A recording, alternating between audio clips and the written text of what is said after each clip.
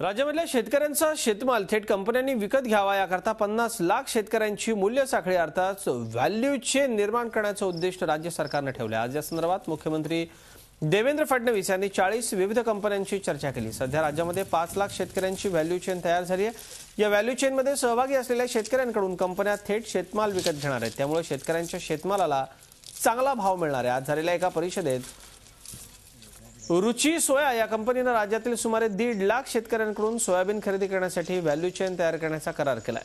शेतकऱ्यांची एकत्र येऊन अशा प्रकारे व्हॅल्यू चेन तयार करावी असं आवाहन मुख्यमंत्र्यांनी शेतकऱ्यांना केलंय।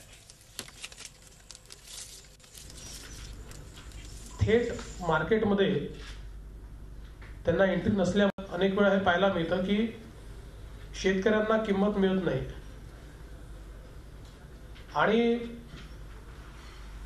जो एंड कंझ्युमर आहे त्याला मात्र मोठी किंमत द्यावी लागते आणि मध्ये बऱ्याच मोठ्या प्रमाणात मध्यस्थांमध्ये पैसा हा जातो आणि म्हणून थेट ही जर चेन आपण तयार केली तर त्यातनं तंत्रज्ञानही शेतकऱ्यांना मिळू शकेल,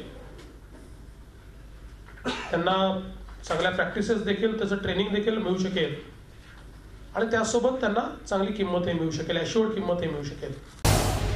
झी 24 तास रहा एक पाऊल पुढे।